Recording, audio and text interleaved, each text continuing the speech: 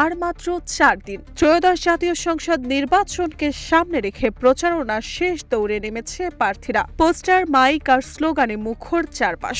তবে ভোটের মাঠে উত্তাপের চেয়েও বেশি গরম এখন রাজনৈতিক আলোচনায় ঘুরে বেড়ানো একটি শব্দ, ইলেকশন ইঞ্জিনিয়ারিং। প্রায় প্রতিদিনই একে অপরকে লক্ষ্য করে এই অভিযোগ তুলছে বিএনপি, জামায়াত, এনসিপি সহ বিভিন্ন রাজনৈতিক দল। নির্বাচনী জনসভা থেকে টকশো সবখানেই এখন আলোচনার কেন্দ্রে ইলেকশন ইঞ্জিনিয়ারিং। রাজনীতিবিদদের বক্তব্যের গণ্ডি পেরিয়ে বিষয়টি ঢুকে পড়েছে সরকারি চাকরির পরীক্ষার প্রশ্নপত্রে। অর্থাৎ শব্দটি এখন কেবল রাজনৈতিক অভিযোগ নয়, বরং জন আলোচনার অংশ।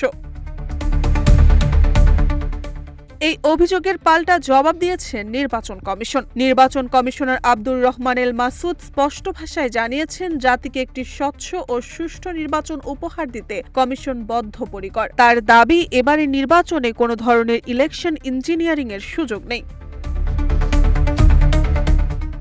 রাজনৈতিক পরিভাষায় ইলেকশন ইঞ্জিনিয়ারিং বলতে বোঝায় নির্বাচনের নিয়ম, প্রক্রিয়া কিংবা ব্যবস্থাপনাকে কৌশলে এমনভাবে প্রভাবিত করা যাতে নির্দিষ্ট একটি ফল নিশ্চিত করা যায়। হার্ভার্ড বিশ্ববিদ্যালয়ের অধ্যাপক পিপ্পা নরিস তার গবেষণায় এটিকে আনুষ্ঠানিক নির্বাচনী কাঠামো পরিবর্তনের মাধ্যমে রাজনৈতিক আচরণ নিয়ন্ত্রণের প্রক্রিয়া হিসেবে ব্যাখ্যা করেছেন।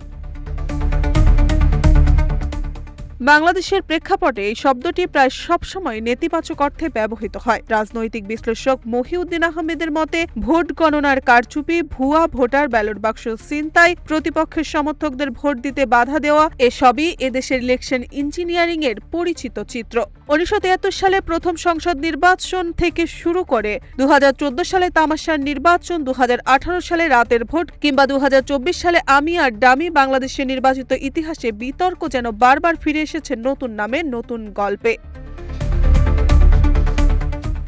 এখন প্রশ্ন একটাই, এই নির্বাচনে কি সেই পুরনো অভিযোগের পুনরাবৃত্তি হবে, নাকি সত্যি ভাঙবে ইলেকশন ইঞ্জিনিয়ারিং এর বৃত্ত? ভোটের দিনই মিলবে সেই চূড়ান্ত উত্তর। মার্জিয়া মৌ, রূপালী বাংলাদেশ।